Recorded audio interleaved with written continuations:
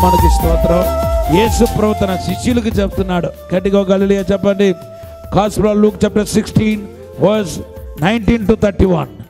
లూకా సువార్త 16వ అధ్యాయం 19 నుండి 31 వచనాలు. గట్టిగా హల్లెలూయా చెప్పండి. ధనవంతుడు చేసిన పొరపాటు ఏంటి? He didn't have knowledge about future. భవిష్యత్తు గురించిన నాలెడ్జ్ లేదు ఈ ధనవంతుడికి. ఒకవేళ భవిష్యత్తు గురించిన నాలెడ్జ్ ఉంటే ఇంటి బయట గోకొంట తిండి లేకుండా బాధపడుతున్న లాజర్కి ఏం చేసేవాడు? పోషించేవాడు, హెల్ప్ చేసేవాడు. He might help. ఎంతమందికి తెలుసు లేని వాళ్ళకు వస్త్రం ఇవ్వకపోతే కూడా, వస్త్రం లేని వాళ్ళకు వస్త్రం ఇవ్వకపోతే కూడా నువ్వు పరలోకానికి వెళ్ళలేవు. వస్త్రం ఇవ్వకపోతే కూడా రేపు భవిష్యత్తును మనం పోగొట్టుకుంటాం, పరలోకాన్ని పోగొట్టుకుంటాం. ఎందుకంటే యేసు ప్రభు వచ్చిన భూమి మీద అంతా చేరిన వాళ్ళందరినీ న్యాయ తీర్పులోనికి నడిపిస్తున్నాడు. ఆ దృశ్యాన్ని చెప్తున్నాడు. ధవల సింహాసనంలో యేసయ్య కూర్చున్నాడంట, తండ్రి కూర్చున్నాడంట. కొంతమంది ఏమో కుడి వైపుకు, కొంతమంది ఏమో ఎడమ వైపుకు. ఎడమ వైపు వాళ్ళందరూ నరకానికి వెళ్ళేవాళ్ళు. వాళ్ళు చూసి ప్రభు ఏమన్నాడు తెలుసా? నేను వస్త్రం లేకుండా వచ్చినప్పుడు నాకు వస్త్రం ఇచ్చారా? చూడండి మత్తయి సువార్త 25:36. నేను ఆకలి కొంటిని, మీరు నాకు భోజనము పెట్టితిరి. దప్పికొంటిని, నాకు దాహం ఇచ్చితిరి. పరదేశినై ఉంటిని, నన్ను చేర్చుకొంటిరి. దిగంబరినై ఉంటిని, నాకు బట్టలు ఇచ్చితిరి. చూసారా? తర్వాత కింద వచనంలో ఇదేమో కుడివైపున చేరిన వారి గురించి అంటున్నాడు. అంటే పరలోకానికి వెళ్ళేవాళ్ళు. పరలోకానికి వెళ్ళకుండా నిత్యాగ్నికి వెళ్ళే వాళ్ళ గురించి ఏమంటున్నాడో చూడండి. ప్రభువా, మీరు ఎప్పుడు వస్త్రం లేకుండా వచ్చారు? వాళ్ళు అడుగుతున్నారు. ఎప్పుడు వస్త్రం లేకుండా వచ్చారు? మీరు ఎప్పుడు ఆకలితో వచ్చారు? అప్పుడు అంటున్నాడు, ఈ అల్పుడైన వారికి, అల్పుడు అంటే తిరస్కరించబడిన వారు, దేశంలో అట్టడుగులో ఉన్న వారికి ఏదైతే చేస్తారో అది నాకే చేశారు.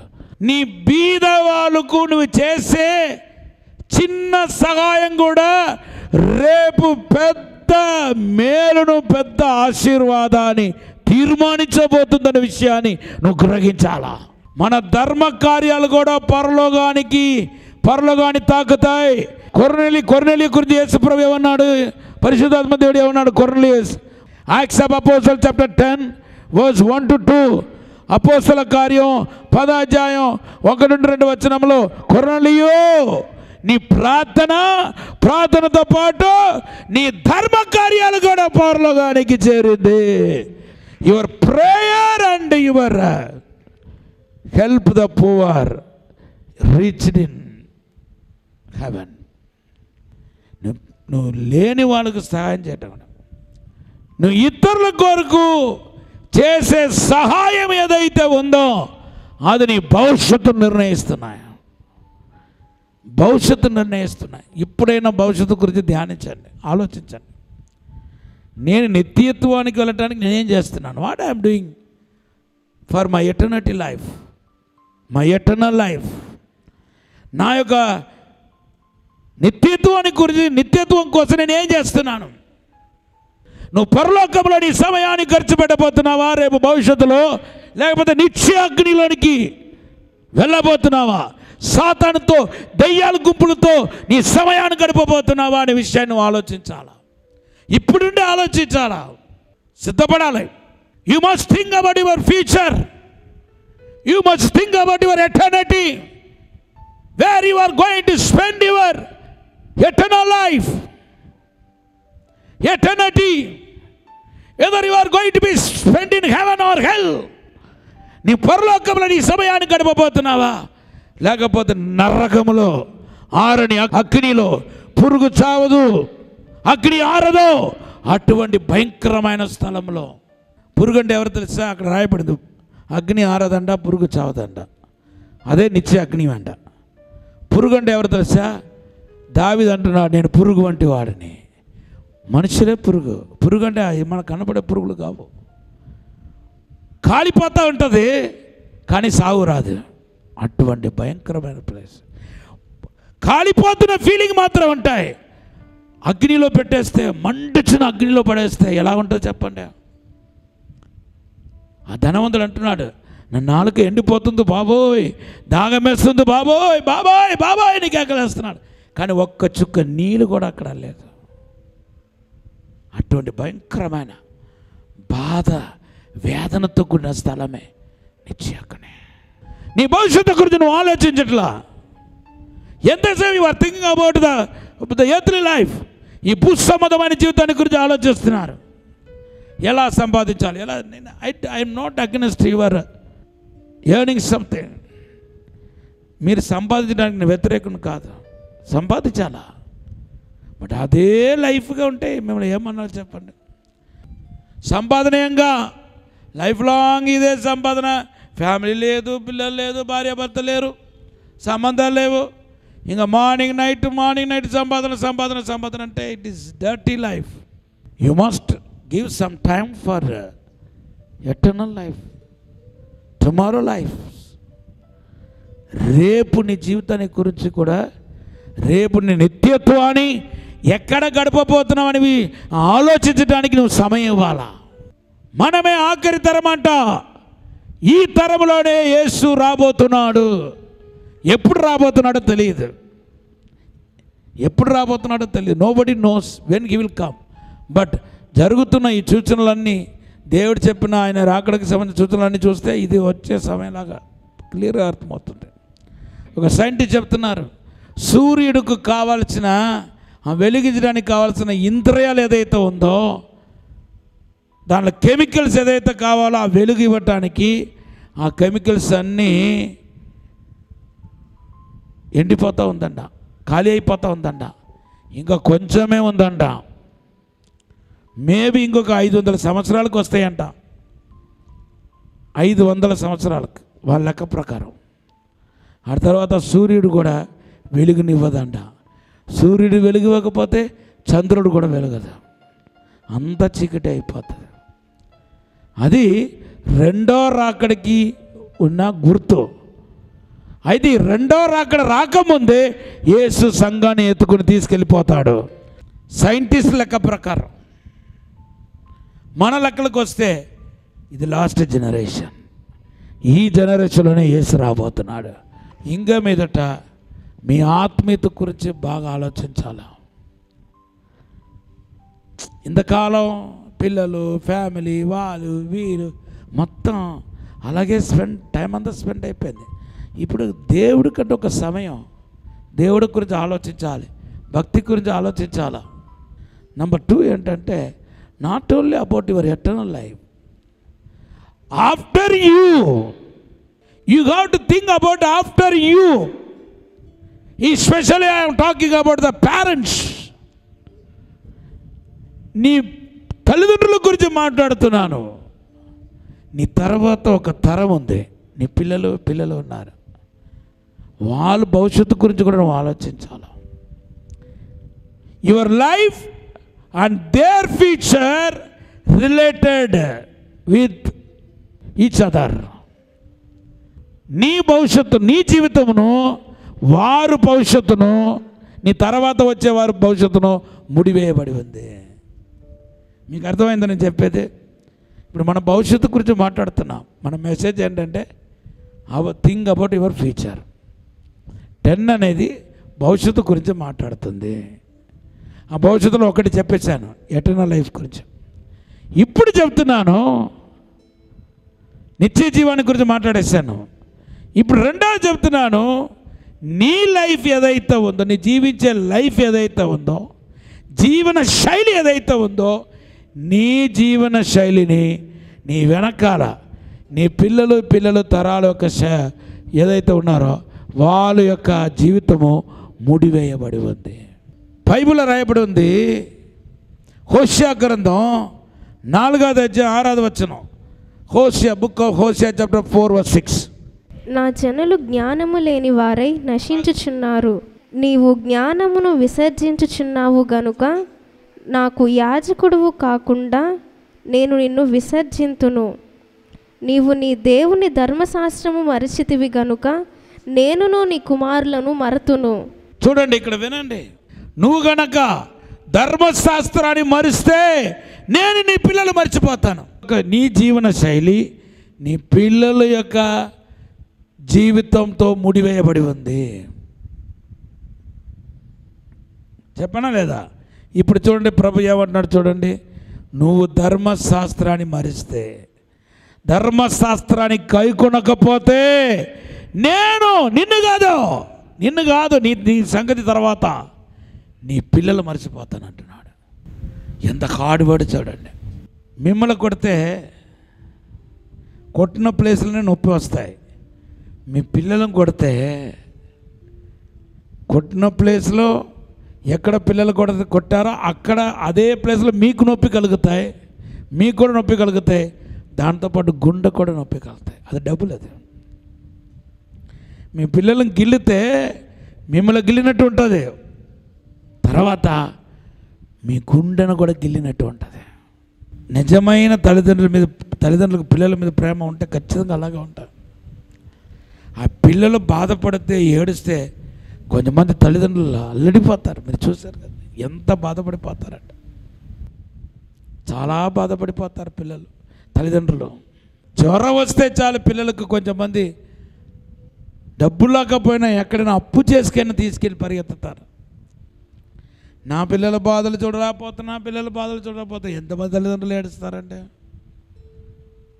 ప్రభు అంటున్నాడు, if you forget the law of me, I will forget not you, your children. నేను నీ పిల్లలే మర్చిపోతా. దేవుడు మర్చిపోతే ఒక క్షణమైన మనం ఉండగలుగుతామా? మన పిల్లలు ఒక క్షణమైన ఉండగలుగుతారా? నేనంటాను, అలాగైతే నీ పిల్లల కోసమైనా నువ్వు భక్తి చేయాలి. మన అందరూ చేసే భక్తి మన పిల్లలకు ఆశీర్వాదం అవుతున్నాయి. సామెతలు 13:22 చదవండి. 13:22. Proverbs chapter 13:22. మంచివాడు తన పిల్లలను ఆస్తికర్తలుగా చేయును, పాపాత్ముల ఆస్తి నీతిమంతులకు. చూడండి, a good man left an inheritance to his children's children. దేవుని వలన మంచితనం పొందినవాడు, మంచివాడుగా జీవించేవాడు, ఆత్మఫలాలు కలిగి ఉన్నవాడు. అదే అర్థం. ఆత్మఫలాలు కలిగిన వాడు పిల్లలకు ఆస్తులను సమకూరుస్తున్నాడట. ఇప్పుడు నీ తరం బాగుండాలని నువ్వేం చేయాలి? ఆత్మఫలాలు కలిగి ఉండాలి.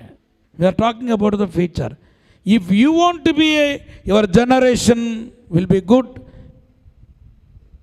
You must have the fruit of the Holy Spirit, goodness, love, kind.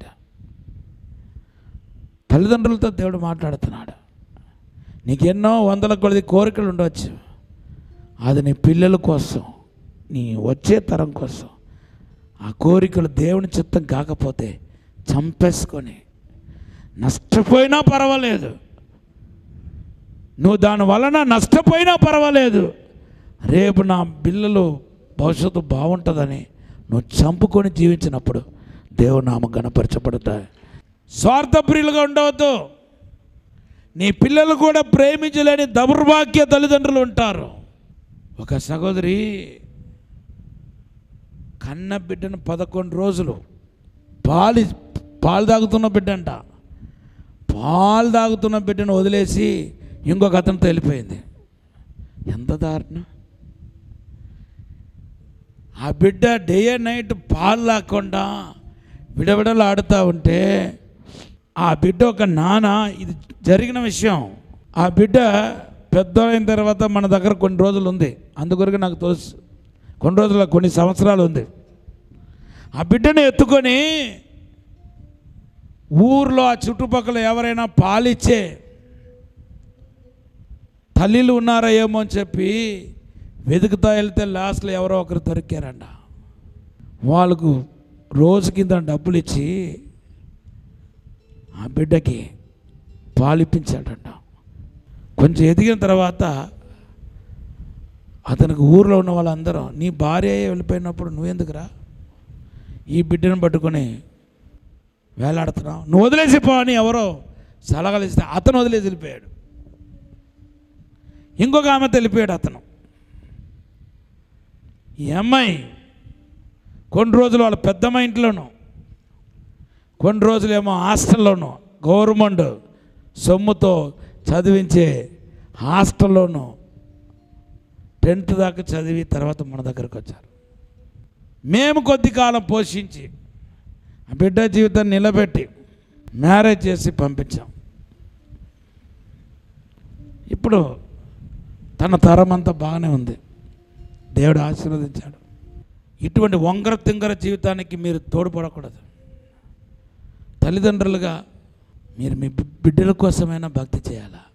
నేను ఎలాగ ఉన్నా పర్వాలేదు, నా పిల్లలు బాగుండాలా, నా తరం బాగుండాలి, నా తరం నా పేరు చెప్పుకోవాలి.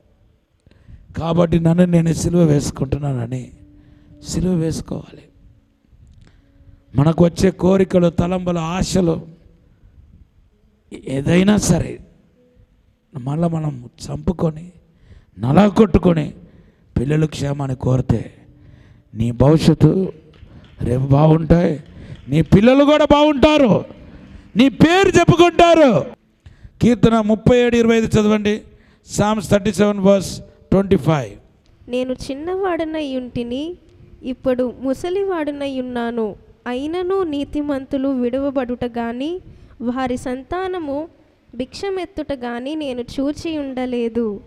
నీతిమంతులు చూడండి, నేను నీతిమంతుల కుటుంబం భిక్షమెత్తటాన్ని చూడలేదు అంటున్నాడు. గట్టిగోగలే చెప్పండి. నువ్వు నీతిగా జీవిస్తే నీకు కొన్ని కష్టాలు తప్పవచ్చు, కానీ నీ తర్వాత వచ్చే తరాలు ఉంటారు చూసారా, వాళ్ళందరూ బాగుంటారు. వాళ్ళ కోసం నువ్వు నీతిగా జీవించాలి. వాళ్ళ కోసం కష్టమైనా సరే నీ పిల్లలు బాగుండాలని నువ్వు జీవించాలి. డిసైడ్ తీసుకోవాలి. The way you are living in the lord, it will decide your future. ఈ భూమిలో ఉన్న దినాల్లో నువ్వు ఎంత పవిత్రంగా యథార్థంగా నువ్వు జీవిస్తున్నావో నీ భవిష్యత్తు తరానికి అది ఆశీర్వాదం అవుతాయి. Number 1, it talks about the eternal life. Number 2, it talks about your generation. Number 10 talks about the generation. Number 10 నీ తర్వాత వచ్చే తరాన్ని గురించి మాట్లాడుతుంది. నీ తరం బాగుండాలంటే, నీ తరం క్షేమంగా ఉండాలంటే ఇంకా నువ్వు సిలువ మోయటం తప్పదు, నువ్వు నలో కొట్టుకోవటం తప్పదు. నీ ఆశలు, నీ కోరికలని చంపుకొని నీ పిల్లల క్షేమం కోసం బ్రతకటం తప్పదు. పిల్లల కోసం, నీ తరం కోసం నువ్వు ఏం చేస్తావు? అందరిలాగా విచ్చలవిడిగా జీవించాలన్న ఆలోచన ఉండవచ్చు, కానీ చూడు నీ వెనకాల నీ పిల్లలు, నీకంటూ ఒక కుటుంబం ఉంది, ఆ కుటుంబం కోసం ఆలోచించు. ఎంత లాభమైనా దాన్ని విడిచిపెట్టడానికి సిద్ధంగా ఉంటా. వివాహం కాని వారితో కూడా మాట్లాడుతున్నాను. నువ్వు వివాహం చేసుకుంటావు, వివాహం చేసుకున్న తర్వాత నీకు పిల్లలు పుడతారు. నీ పిల్లల భవిష్యత్తు బాగుండాలంటే, నీ కుటుంబం బాగుండాలంటే ఇప్పుడే యవ్వన ప్రాయంలో ఉన్న నువ్వు భక్తి చేయాలా, దేవుని కోసం జీవించాలా. నాకు కూడా పిల్లలు ఉన్నారు, నాకు కూడా ఫ్యామిలీ ఉంది, నేను ఎందుకు తప్పు చేస్తాను, నేను ఎందుకు తప్పు మాట్లాడతాను అని పలికే మాటలు మనం వింటూ ఉంటాం.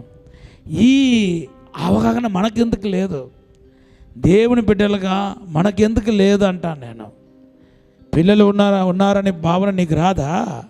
నీ తర్వాత ఒక తరవారు ఉన్నారనే విషయం నీకు రాదా? ఆ ఆలోచన నీకు రాదా? నీ కుటుంబానికి రాదా? నీకు రాదా? కష్టపడుతూ ఇక్కడ నేను కష్టపడుతున్నాను 10 రూపాయలు సంపాదించాను, నేను బ్యాంకులో పెట్టాను, నా బిడ్డ అది కాదయ్యా. దానికంటే ముందు నీ యొక్క జీవితం, జీవన శైలి నీ భవిష్యత్తుతో ముడివేయబడి ఉంది. నీ పిల్లలు బాగుండాలంటే మొదటిగా నీ జీవన శైలి బాగుండాలి. దేవుని ఎదుట యథార్థంగాను, నమ్మకాను, పరిశుద్ధంగాను జీవించాలి. అది దేవుడు కోరుకుంటున్నాడు. నీ జీవితమే నీ భవిష్యత్తును ఆశీర్వదించబోతున్నాడు. నీ పిల్లలు బాగుండాలి. దేవుడు నీ కడుపులో ఎందుకు పుట్టించాడు? వాళ్ళని స్ట్రీట్లో వదలటానికా? వాళ్ళ అనాథలు చేయటానికా? మా అమ్మ నాన్న నాకు ద్రోహం చేశాడు, మా అమ్మ నాకు ద్రోహం చేసిందని నీ మీద దూషణ మాటలు పలకటానిక, శాపనాథమైన మాటలు పలకటానిక కాదే. మా అమ్మ భక్తురాలు, మా నాన్న భక్తుడు, పలానా సంఘంలో ఆయన కట్టబడ్డాడంట, అందుకొరకే మేము అందరూ బాగున్నామని ప్రభును మయంపరచడానికి కోసమే కదా. నీ పిల్లల కోసమైనా భక్తి చేయండి. నీ యథార్థత, నీ నమ్మకత్వం, నీ పరిశుద్ధత నీ పిల్లల్ని క్షేమంగా ఉంచుతాయి. నీ కుటుంబం అంతా బాగుండాలంటే, నీ ద్వారా వచ్చిన సంతానాలు బాగుండాలంటే నువ్వు భక్తి చేయాలా?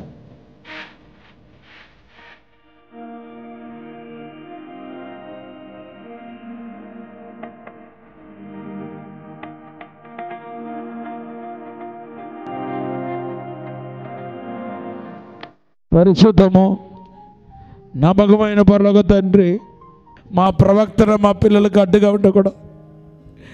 మా యొక్క నాయన తండ్రి ప్రవక్తన నా పిల్లలకు ఆశీర్వాదం అవ్వాలి. నేను, నా పిల్లలు, నా కుటుంబం బాగుండాలి. తర్వాత మేమందరూ నిత్య జీవానికి వారసులు అవ్వాలి. ప్రభా, భవిష్యత్తు గురించిన ఆలోచన మా అందరికి దయచేయమని అడుగుతున్నాను తండ్రి. విశేషమైన కృప దయచేయండి ప్రభా తండ్రి. అటువంటి ఒప్పింపజేసే అభిషేకాన్ని యేసు నామములో విడుదల చేస్తున్నాను ప్రభా. అటువంటి ఆత్మని యేసు నామములో విడుదల చేస్తున్నాను ప్రభా. అయ్యా, అభిషేకించండి ప్రభా. తల్లిదండ్రులకు శాపం యేసు నామములో పిల్లల మీదకు రాకూడదని ప్రార్థన చేస్తున్నాను. యేసు నామములో రాకూడదని ప్రార్థన చేస్తున్నాను. ఇప్పుడే ఆశీర్వదించండి, అద్భుతం జరిగించండి, మహిమతో శక్తితో వెలుగు తెరిపండి ప్రభా. ఇప్పుడే వర్తలు చేయండి ప్రభా. మా తప్పుదలు, మా ప్రభా, మా పొరపాట్లు, మా పాపాలు మా పిల్లల మీదకు రాకూడదని యేసు నామములో క్యాన్సిల్ చేస్తున్నాను తండ్రి. ఇప్పుడు ఆశీర్వదించి దీవించి బలపరచమని యేసు నామములో అడిగి వేడుకుంటున్నాము తండ్రి. ఆమేన్. పరిశుద్ధాత్మ దేవుని గురించి లోతైన విషయాలు తెలుసుకోవాలనుకుంటున్నారా? ఆత్మను పొందుకొని బలమైన సేవ చేయాలనుకుంటున్నారా? వాక్యంలో లోతైన మర్మాలను తెలుసుకోవాలని ఆశపడుతున్నారా? రాజమహేంద్రవరం కాటవరం గ్రామంలో దహించు అగ్ని స్కూల్ ఆఫ్ డునామిస్ పరిశుద్ధాత్మ పాఠశాల అక్టోబర్ 5వ తేదీ నుండి ప్రారంభించబడును. ఈ పరిశుద్ధాత్మ పాఠశాలలో దైవజనులు డాక్టర్ థామస్ గారు, డాక్టర్ శివ థామస్ గారు పరిశుద్ధాత్మను గురించి లోతైన విషయాలు మీకు బోధించెదరు. స్త్రీ పురుషులకు ప్రత్యేక వసతి సదుపాయాలు కలవు. రిజిస్ట్రేషన్ ఫీజు 2500 రూపాయలు మాత్రమే. స్థలం దహించు అగ్ని రివైవల్ సెంటర్, కాటవరం, రాజమహేంద్రవరం. మరిన్ని వివరాలకు 9494940072 మరియు 73. దహించు అగ్ని మార్నింగ్ మన్నా అనే 5 మినిట్స్ షార్ట్ మెసేజ్ లో హోలీ ల్యాండ్ టూర్ లో ఆయా పవిత్ర స్థలాలలో దర్శించినప్పుడు దైవజనులైన డాక్టర్ థామస్ గారికి దేవుడిచ్చిన ఆత్మ ప్రత్యక్షతలు మీతో పంచుకోబోతున్నారు. అక్టోబర్ 7వ తేదీ నుండి అందిస్తున్న ఈ వర్తమానాలు ప్రత్యేకంగా వీక్షించండి మరియు అనేకులకు తెలియపరచండి, అనేకులకు షేర్ చేయండి. విశాఖపట్నంలో దహించు అగ్ని ప్రత్యేక స్వస్థత విడుదల కూడిక అక్టోబర్ 11వ తేదీన ఉదయం 9 గంటల నుండి ప్రారంభించబడును.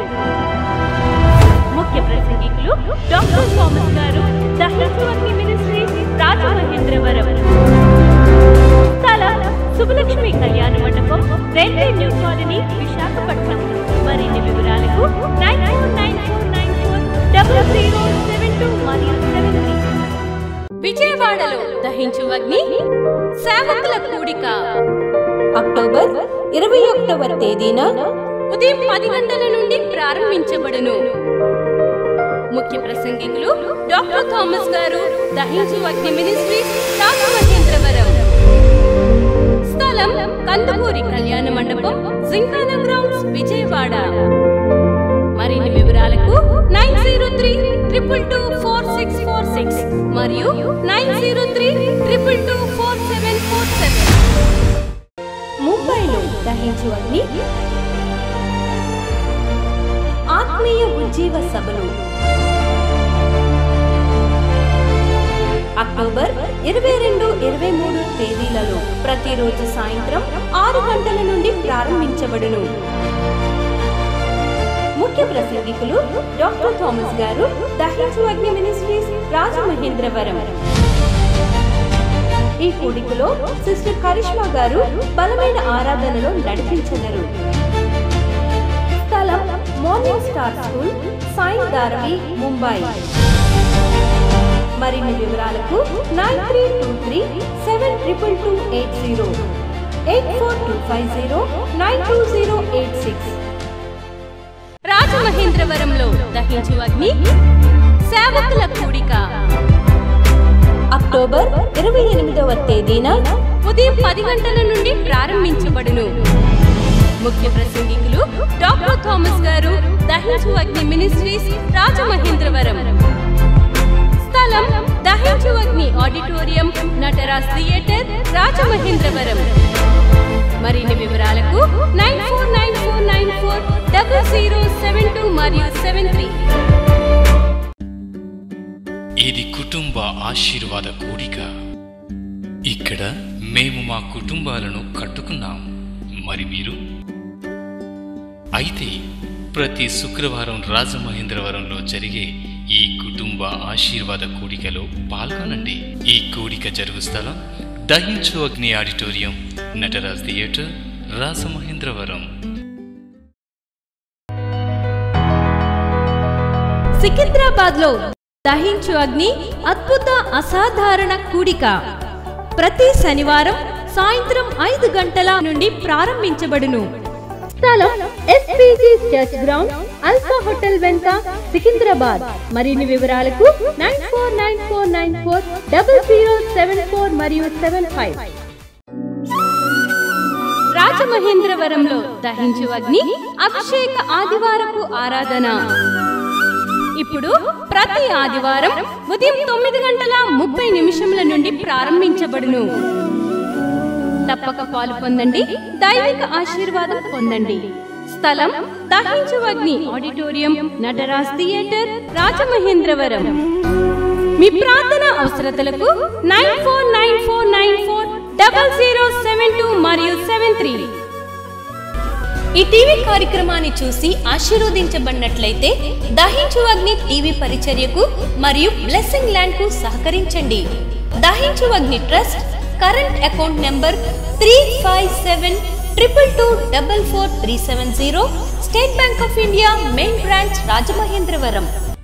మై అడ్రస్ డాక్టర్ థామస్, దహించు అగ్ని మినిస్ట్రీస్, తుమ్మలోవా, రాజమహేంద్రవరం.